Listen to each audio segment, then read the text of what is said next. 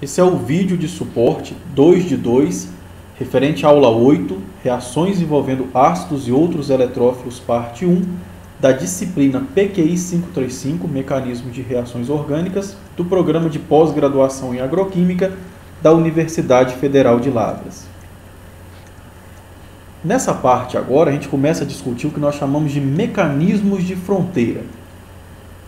Lá na sua graduação, você aprendeu que o mecanismo SN1 é um mecanismo que passa por formação de carbocátion, e esse carbocátion, se ele estiver conectado a 3 grupos diferentes, ele pode formar então 2 enantiômeros. E aí isso dá origem a uma mistura racêmica. Vamos relembrar então o que você viu lá na sua graduação. Olha, por exemplo, esse aleto aqui, ó. Um átomo de cloro unido a um carbono terciário, que está ligado a um grupo propil, um grupo metil e um grupo etil. Isso é um carbono assimétrico, é um carbono quiral. Então, quando eu coloco esse composto em água e aqueço, submeto isso a um aquecimento, como nós já vimos no vídeo anterior, essa ligação se enfraquece cada vez mais ao ponto que ela quebra e forma um carbocátion. Um carbocátion que fica para trás, ou um carbocátion terciário, que pode se estabilizar com essas cadeias carbônicas por hiperconjugação. E aí o carbocátion tem uma estrutura plana, como nós já sabemos. Tem vários motivos para explicar isso daí, nós já discutimos no vídeo anterior. Mas o fato do carbocátion ter uma estrutura plana tem uma consequência. O próprio solvente que você utilizou para promover essa ionização pode atacar esse carbocátion para formar um composto ao final neutro. Isso é o que a gente chama inclusive de solvólise, nós já discutimos um pouquinho sobre isso. Agora vamos pensar o seguinte, carbocátion formado, está aqui um carbono com 6 elétrons na última camada, então ele precisa de mais 2 elétrons para completar o octeto. Olha uma molécula de água, ela tem pares de elétrons livres e carga negativa pode atrair carga positiva a um ponto onde esses dois se conectem entre si. Se o oxigênio da água usar esse par de elétrons livres para se conectar ao carbono aqui pela parte de cima desse carbocátion, quando a nova ligação oxigênio-carbono se formar, essa nova ligação vai empurrar para a parte de baixo esses 3 grupamentos, porque esse par de elétrons vai começar a repelir esse par de elétrons também repele esse e esses 3 também se repelem entre si, fazendo a estrutura do carbocátion voltar para um tetraedro. Claro que quando a água se conecta aqui, ó, o oxigênio da água se conecta, ele ainda conecta, ainda ligado aos 2 hidrogênios. Eu preciso de uma etapa extra, onde uma base de Lewis remova o hidrogênio da água, o hidrogênio extra que a água tem para formar o álcool neutro. Essa é uma das possibilidades de álcool que aparece na solvólise desse composto. Mas o carbocátion é plano, você está vendo aqui a estrutura dele. Então, em metade das vezes a molécula d'água pode atacar aqui pela parte de cima, pela parte superior. Mas e se ela resolver atacar pela parte de baixo? Aqui também é uma parte que está sujeita a esse mesmo ataque. Se a molécula de água usar um par de elétrons livres para se acoplar aqui pela parte de baixo, ó, a ligação se forma e agora eu empurro essas 3 ligações para a parte de cima da estrutura, dando origem a esse composto. Só que isso daqui não é a mesma coisa que isso daqui, isso são 2 enantiômeros. E isso dá origem a uma mistura racêmica. Quando eu tenho 50% de cada um dos enantiômeros, isso é o que dá origem a esse nome que eu acabei de falar, esse termo chamado de mistura racêmica. E nesse caso aqui, como a probabilidade é metade das vezes a água ataque por aqui, metade das vezes a água ataque por aqui, isso acaba gerando então essa quantidade tão específica, tão certinha, igual você está vendo. Então o detalhe que nós vamos conversar aqui agora é que nem sempre as coisas são perfeitas igual você está vendo aqui. Nem sempre na vida real lá no laboratório, a formação desses compostos, desses enantiômeros, obedece 50% de um, 50% do outro. Na verdade, é mais fácil que tenha uma variação muito mais complexa nesses valores, que seja, por exemplo, 60% de um, 40% do outro, 70% de um, 30% do outro, porque a maioria das moléculas segue outros padrões que você não conversou na sua graduação, que nós vamos começar a conversar somente a partir de agora. Para entender melhor do que eu estou falando, vamos analisar melhor o processo de ionização. A gente vai focar a atenção nisso daqui, ó. No processo de ionização de uma substância neutra, de uma substância covalente, que nem um haleto de alquila. Vamos aprofundar nisso. Como é, na realidade, o processo de ionização de uma substância orgânica dessa? Então está aqui a substância orgânica neutra. Em água, o que acontece, você submete isso ao aquecimento, coloca esse composto em água, essa ligação se desfaz. A ligação, se por exemplo aqui é um halogênio, aqui é uma cadeia carbônica, a ligação halogênio-cadeia carbônica se desfaz, o par de elétrons vai na direção do átomo de halogênio, formando uma espécie negativa e uma espécie positiva. Só que quando a ligação se desfaz, isso imediatamente cria uma espécie positiva e uma espécie negativa. Isso que acabou de ser formado, na hora que a ligação se desfaz, ela pode se refazer porque aqui ainda existe atração eletrostática. Então, nesse sentido, é ionização, mas pode ser que por algum motivo esse íon negativo já se acople de volta, use o par de elétrons para se acoplar de volta, fazendo o que a gente chama de retorno interno. Isso daqui, ó, quando eles não conseguem nem se afastar, porque a atração eletrostática está muito alta, é o que a gente chama de par iônico íntimo ou par iônico de contato.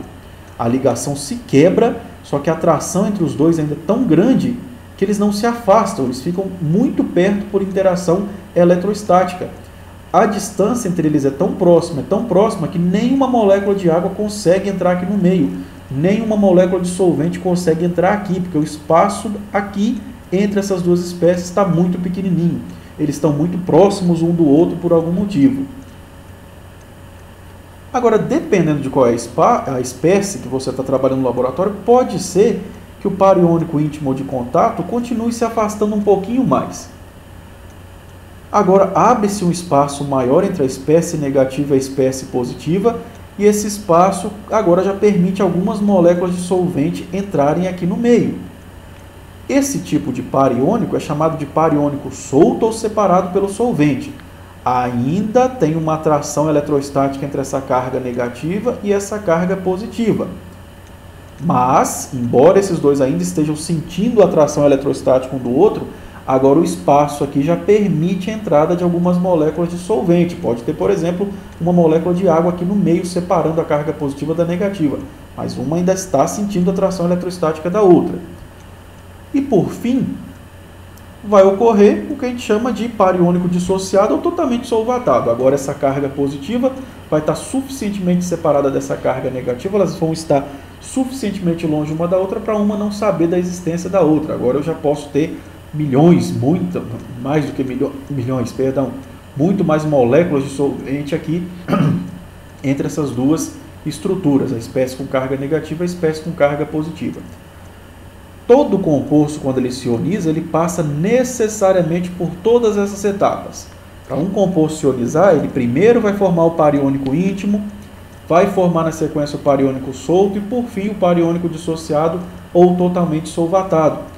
Mas nem todas as espécies chegam até esse final que você está vendo aqui.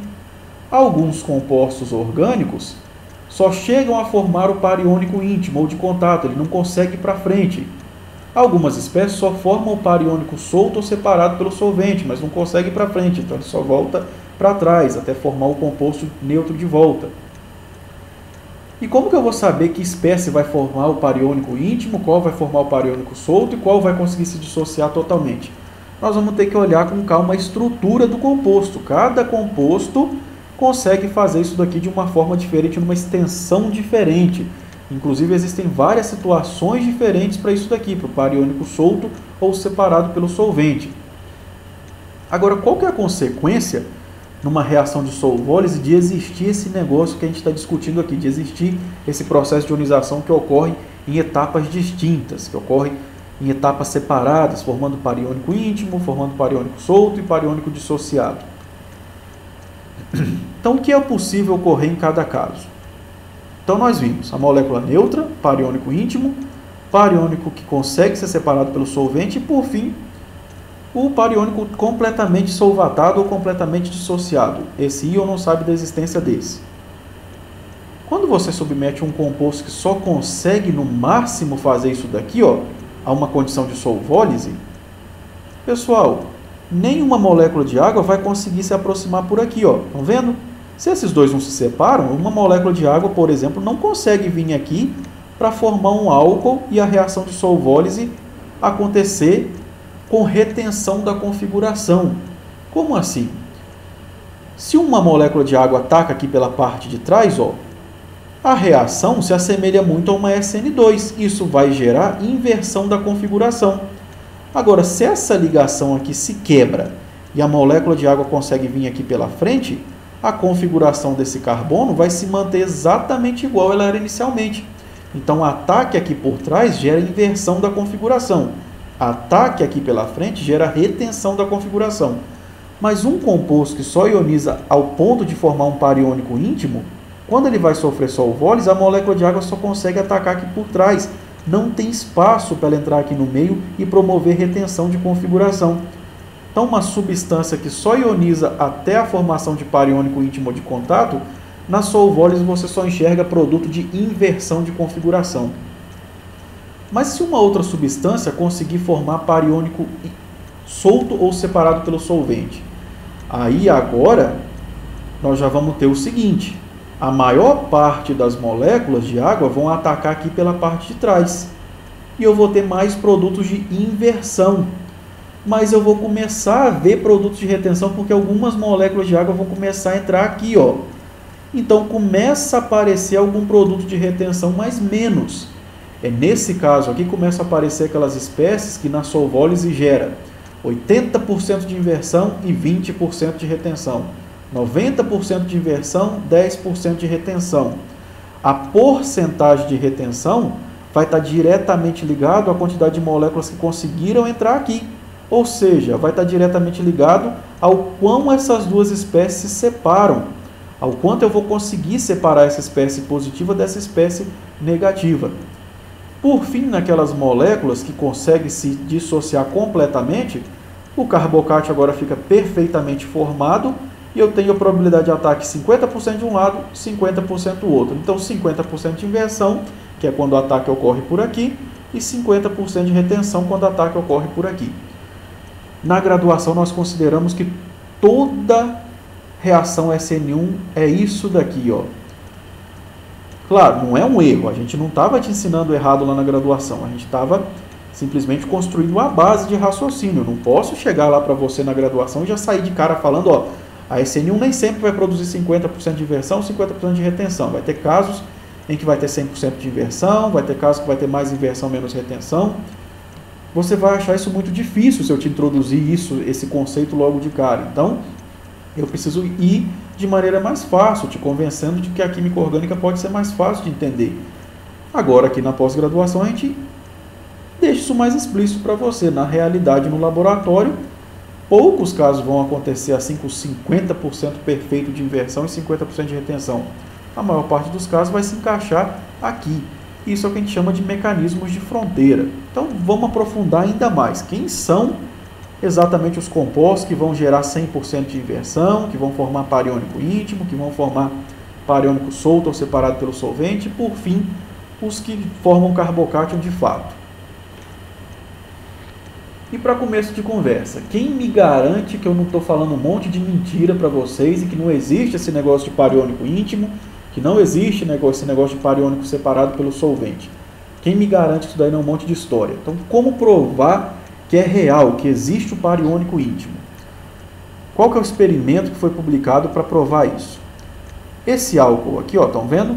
É um álcool secundário unido a um grupo metil, um grupo etil e um hidrogênio. Então, se esse grupo sair daqui, forma um carbocátion secundário. Agora aqui, ó, é um haleto de acila, em que esse oxigênio é um oxigênio marcado, um oxigênio que tem um número de massa 18, ou seja, ele é fácil de rastrear por espectroscopia. Então, quando você coloca esses dois para reagir, nós já sabemos o que acontece. Esse par de elétrons do álcool vai atacar a carbonila, a dupla vai se romper, quando ela voltar, expulsa o cloro para formar HCl e esse éster. Nós já conversamos sobre essa reação.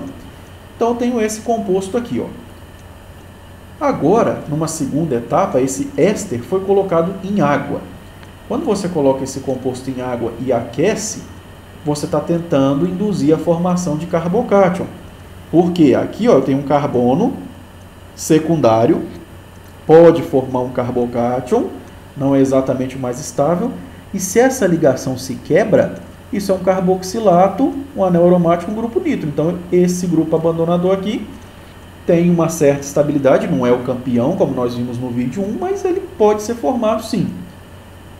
Quando você coloca esse composto, então, que foi sintetizado aqui, ó, uma pureza muito grande. Esse é o oxigênio vermelho, o oxigênio que veio do álcool, e esse oxigênio da carbonila, o oxigênio 18, que veio aqui desse reagente com oxigênio marcado. Quando você coloca isso em água, então, e submete a aquecimento, e aí depois você evapora a água e vai analisar o composto que ficou, submete a um aquecimento não suficiente para promover uma solvólise, só um aquecimento para induzir a quebra dessa ligação, acaba acontecendo isso daqui, ó. Quando você vai analisar de novo o composto que estava em água, parte do composto, o oxigênio vermelho, vai estar acoplado ao carbono secundário, mas em parte da molécula, olha o que aconteceu, o oxigênio marcado, que antes era o da carbonila, agora está conectado ao carbono secundário. Mas como que isso aconteceu? O que explica? Não ocorreu a solvólise, mas mesmo assim, ó, eu estou vendo que nesses produtos, que nesses compostos aqui, agora o oxigênio que estava aqui em cima trocou para cá. O que explica isso? O nome desse fenômeno é chemical scrambling, que é troca química, bagunça química, vamos dizer assim, numa tradução mais livre. Então, os compostos que ficam no seu formato original, ó, tem uma troca nesses átomos de oxigênio. E aqueles que sofrem a solvólise, quando você vai analisar esses produtos de solvólise, você descobre o seguinte, que dos produtos que sofreram solvólise nesse experimento, 100% foi produto de inversão. Não tem nenhuma molécula em que esse grupo OH, a molécula de água, atacou por aqui, ó, para manter a configuração desse carbono com esses grupos orientados para a esquerda. 100% dos produtos de solvólise, a molécula está com a configuração invertida. Então, espera, como nós vamos interpretar esses resultados aqui? Por que ocorreu essa troca e 100% de inversão? Vamos lá. Quando você coloca esse composto em água, o que acaba acontecendo é que essa ligação, de fato, ela é enfraquecida. Enfraquecida porque o oxigênio é mais eletronegativo, esse é um carbono secundário, começa a adquirir certa estabilidade, se formar um carbocátion, e aqui, se esse par de elétrons se quebrar, ele pode estabilizar por ressonância na carboxila, no anel aromático, no grupo nitro, apesar de não ser campeão de estabilidade. Em água, então, essa ligação se quebra e forma o que a gente chama de par iônico íntimo. A estabilidade desse cara não é suficientemente grande para justificar ele se afastar de vez, muito menos a desse daqui. Isso é um carbocátion secundário. O carbocátion secundário não tem uma estabilidade suficientemente grande para ele ir embora e conseguir se estabilizar sem nada. Então, o que acaba acontecendo é, como isso daqui não é um grupo abandonador excelente, isso não é um carbocátion excelente, essa ligação até se quebra, mas a atração eletrostática que existe aqui não permite que eles se afastem. Não permite que os íons se afastem. A carga positiva e a carga negativa mantêm eles dois próximos. Mas agora que essa ligação se quebrou, olha o que pode acontecer. Agora esse afastamento permite a conjugação. Como assim permite a conjugação? Esse par de elétrons forma uma dupla carbono-oxigênio, quebrando essa dupla, colocando a carga negativa no oxigênio verde, no oxigênio marcado.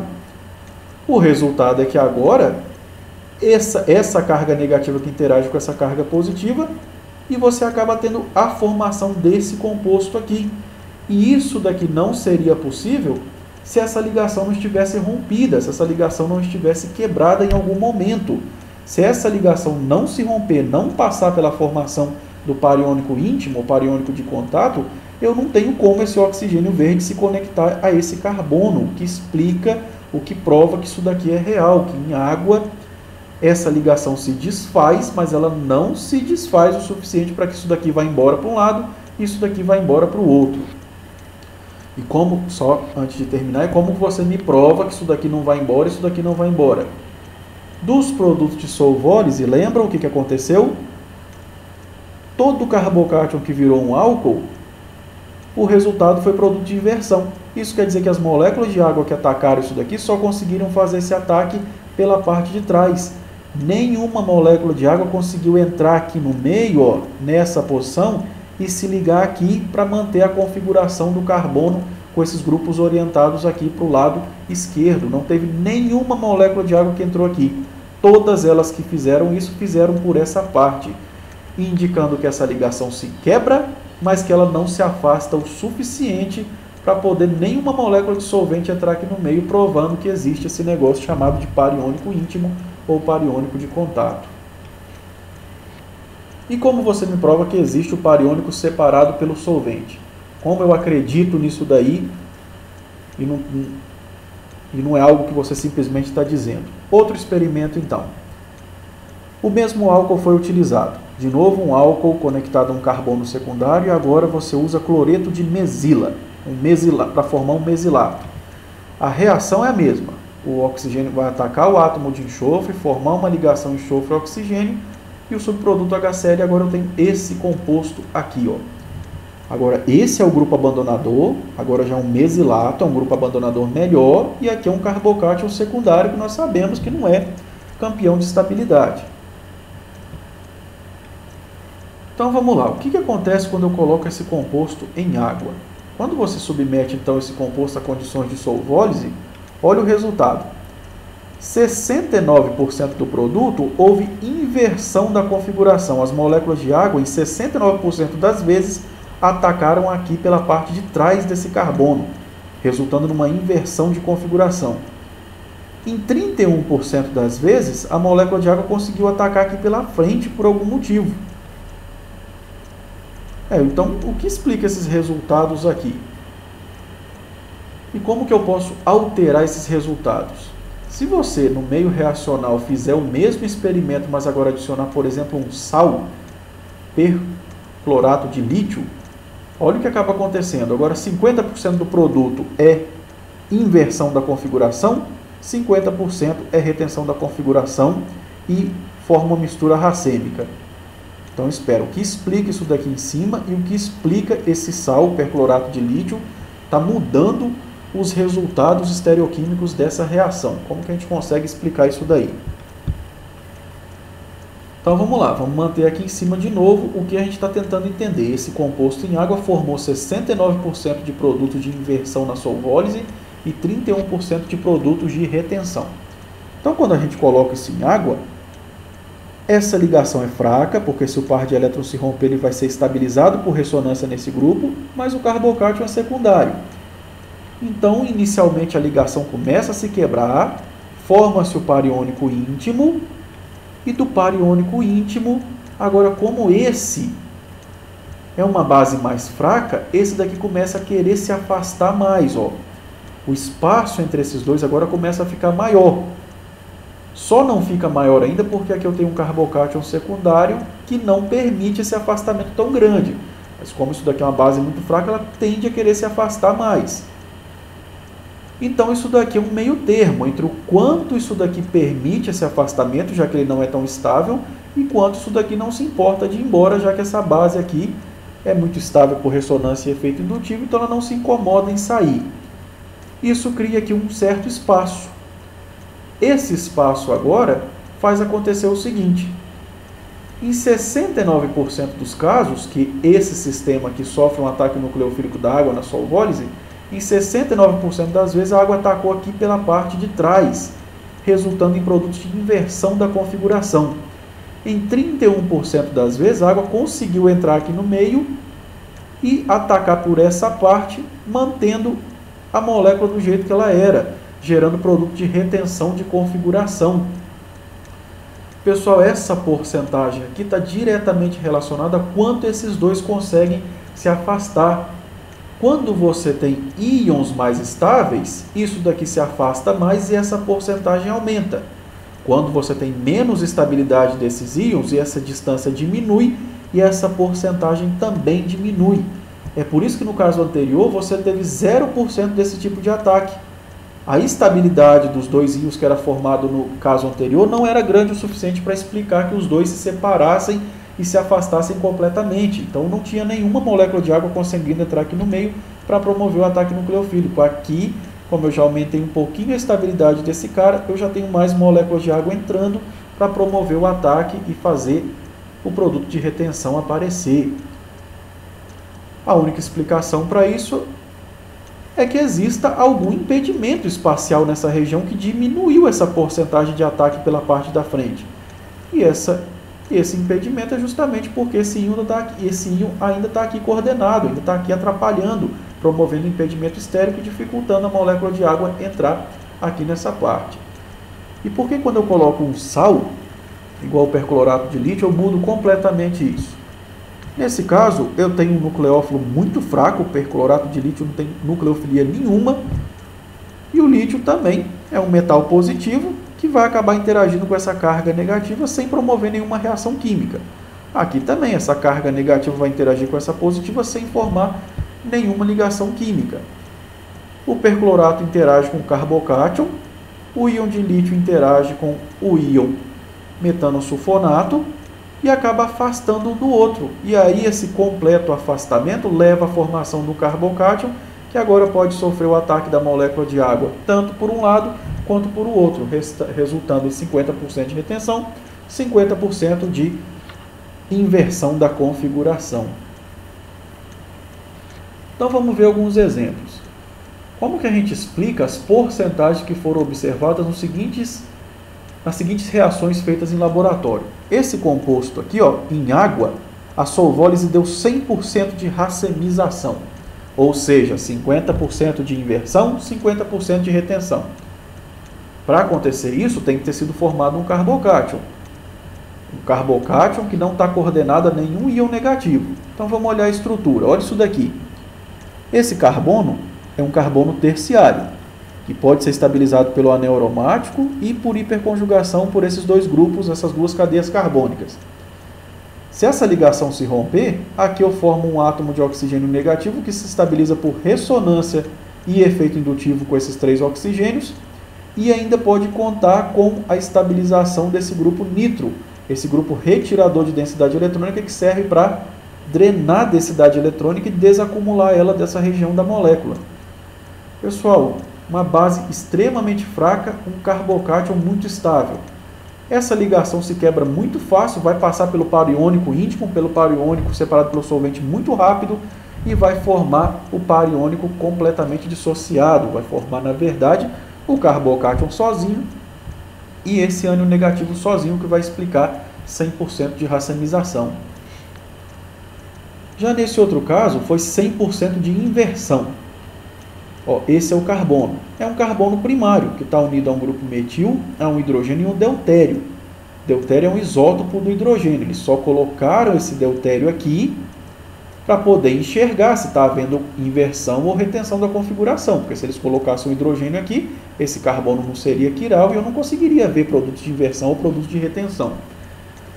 Então, isso aqui é um carbono primário. Aqui é um grupo abandonador relativamente muito bom. Mas o carbocátion que fica para trás é um carbocátion primário, péssimo. Então o que dá para acontecer aqui no máximo é a formação do par iônico íntimo ou de contato. Só que no par iônico íntimo ou de contato as moléculas de água só conseguem atacar pela parte de trás, dando origem a produtos com 100% de inversão. Já nesse caso, ó, essa molécula em água, a solvólise já resulta em 95% de inversão e 5% de retenção. 5% de retenção quer dizer que só das moléculas de água, só 5% consegue entrar aqui e acoplar o carbocátion que é formado da ionização que ocorre aqui. Essa ionização parece não ser tão favorável assim. Por que não? Quando essa ligação se rompe, o que forma aqui é um fenolato, um íon fenóxido, que se estabiliza porque tem aqui na posição orto um grupo nitro e na posição par um grupo nitro. Então ele tem uma certa estabilidade. Mas aqui é um carbocátion secundário. O carbocátion secundário não é exatamente o campeão de estabilidade. Então, embora essa ligação se quebre em água, passa pela formação do par iônico separado pelo solvente, mas eles estão muito próximos. Como que eu sei que eles estão muito próximos? Só 5% de moléculas de água conseguiram entrar aqui no meio para fazer os produtos de retenção. Olha esse outro caso, é exatamente igual, mas aqui em cima eu coloquei um grupo, uma carbonila, uma cetona.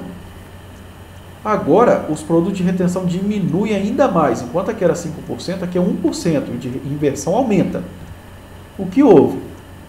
Pessoal, agora isso daqui está dificultando ainda mais o afastamento aqui. Por que o afastamento aqui foi ainda mais dificultado? Esse carbocátion aqui agora está alinhado aqui, ó, está conjugado com a anel aromático essa carbonila, que é um grupo retirador de densidade eletrônica. Um carbocátion já é uma espécie positiva. Você está aqui agora com um grupo que retira a densidade eletrônica, um grupo retirador. Esse carbocátion vai ficar mais instável e vai ser mais difícil quebrar essa ligação. Resultado, olha como diminui os produtos de retenção. Agora, menos moléculas de água conseguem entrar aqui no meio, porque a atração eletrostática aqui não permite que esse grupo vá embora. Mas nesse caso aqui agora, 20% das moléculas são produtos de retenção. Eu tive um aumento considerável. Por que isso aconteceu? Pessoal, quando a ligação se quebra, o carbocátion é formado, olha o que eu tenho aqui, um grupo OH com pares de elétrons livres. Agora o que ele pode fazer? Doar densidade eletrônica, essa densidade eletrônica vai na direção do carbocátion para estabilizar ele.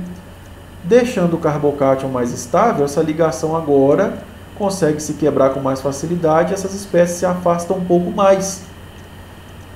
Um pouco mais a ponto de que agora eu tenho 20% de produtos de retenção. Moléculas de água conseguiram entrar aqui no meio para manter essa configuração desse carbono exatamente do mesmo jeito que ela começou.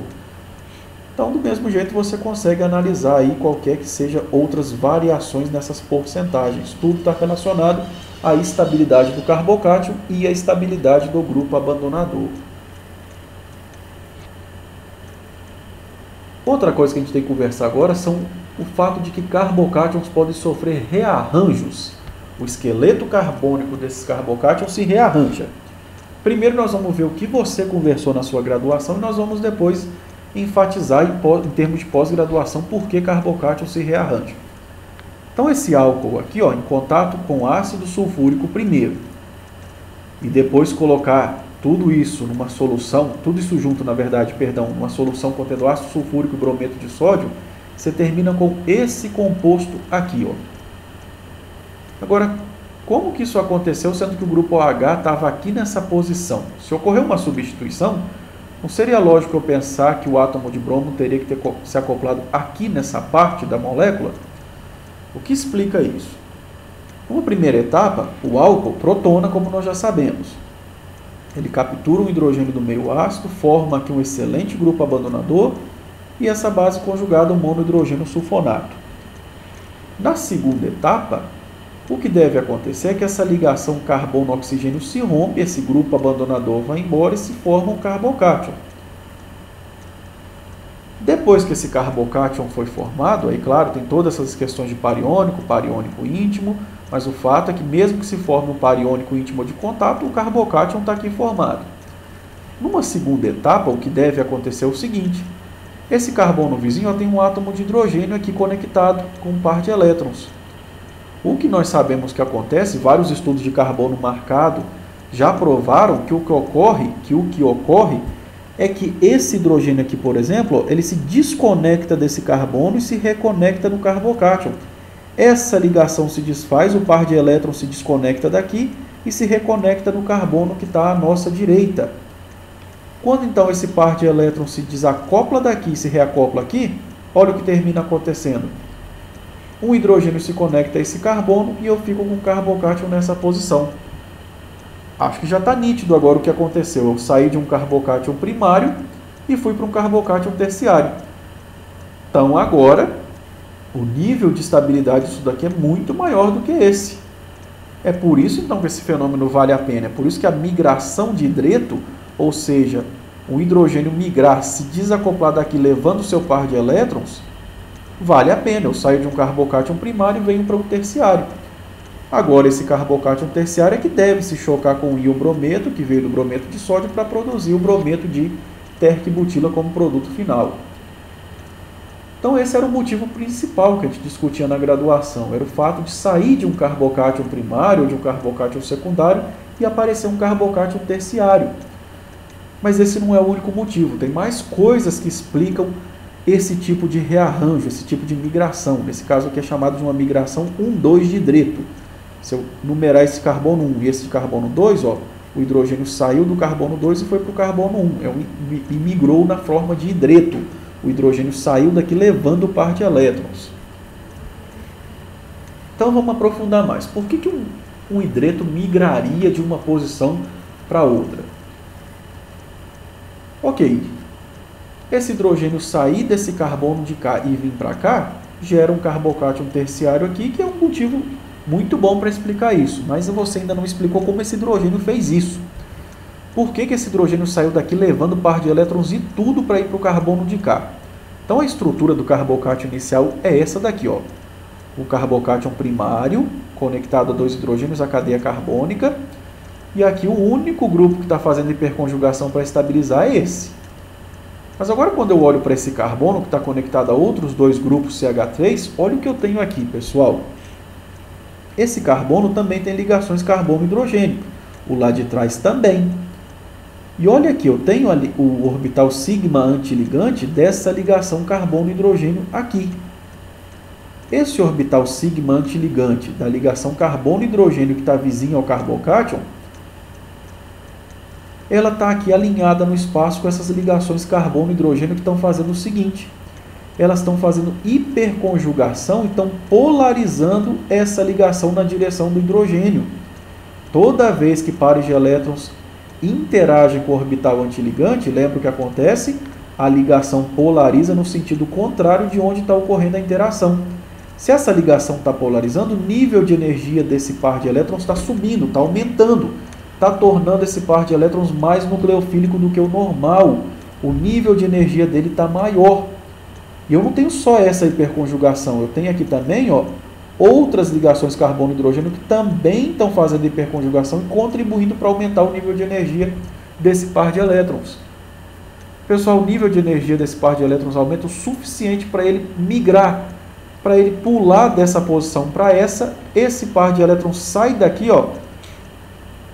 Por isso que o hidrogênio sai levando esse par de elétrons e se acopla ao carbono da ponta, porque o nível de energia desse cara sobe o suficiente para acessar o nível de energia necessário para preencher esse orbital P não preenchido desse carbocátion.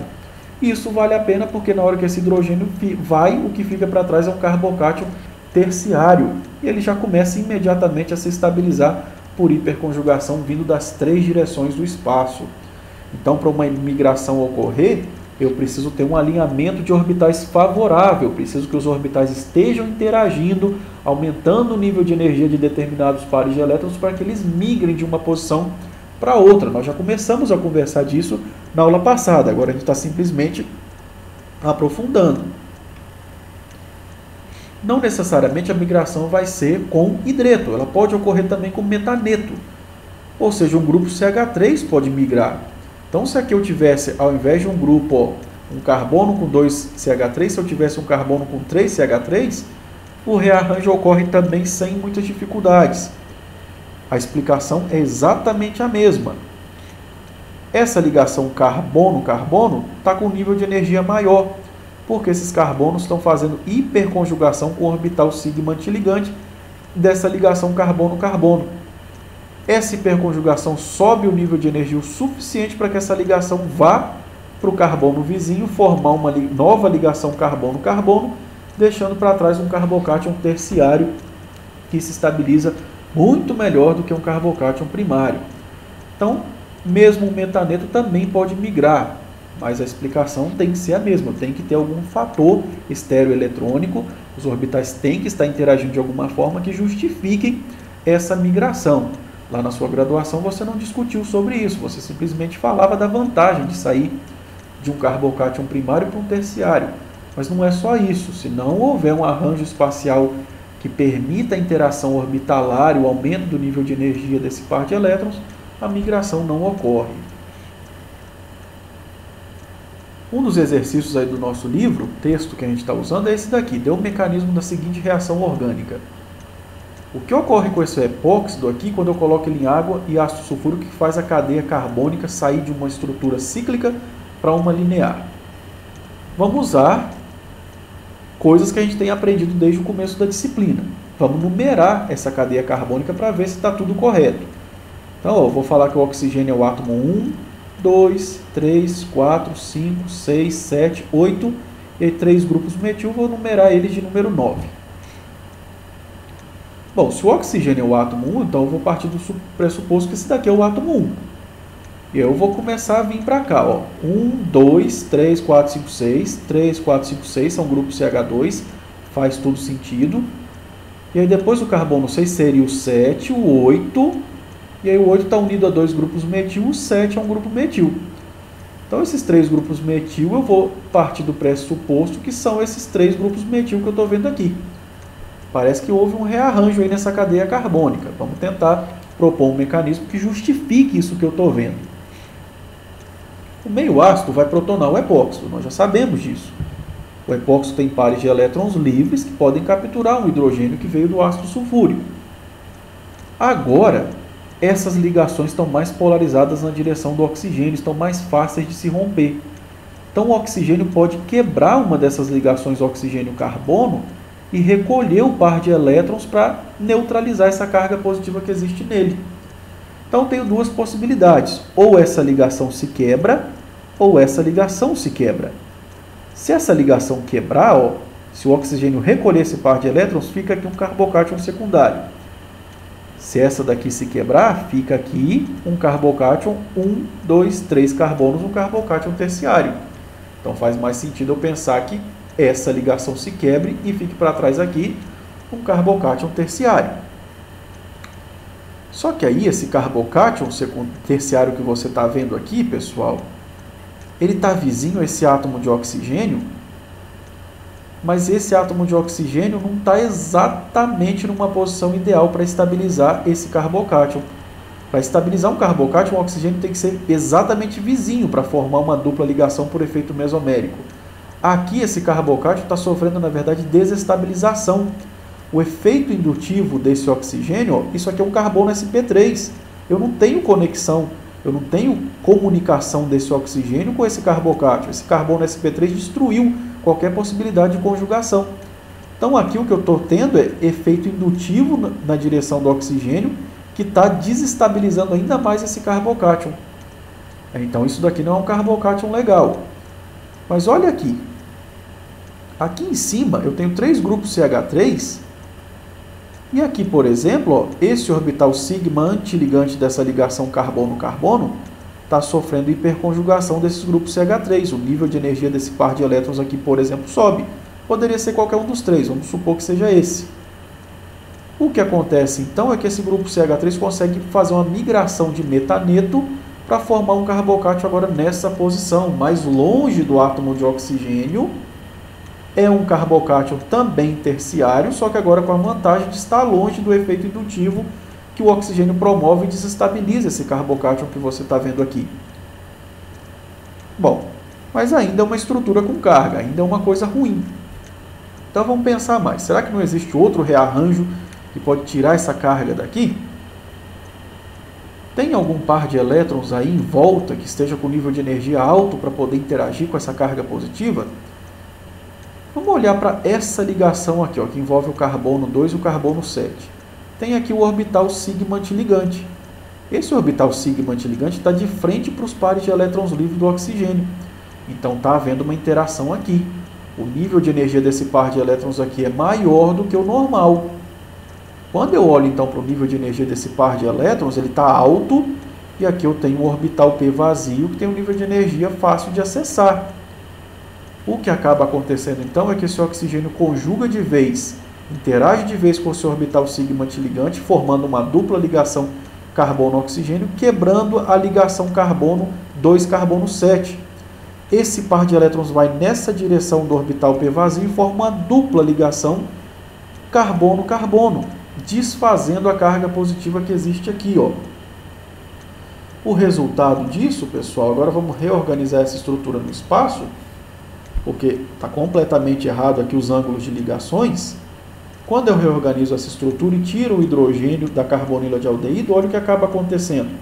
Eu consigo ver como que essa molécula aqui em meio ácido se converteu nessa estrutura aberta que você está vendo aqui. Eu consigo explicar tudo isso por meio de interações orbitalares, por meio de formação de carbocátions mais estáveis, por migração de metaneto e coisas que nós já discutimos nessa aula de hoje então.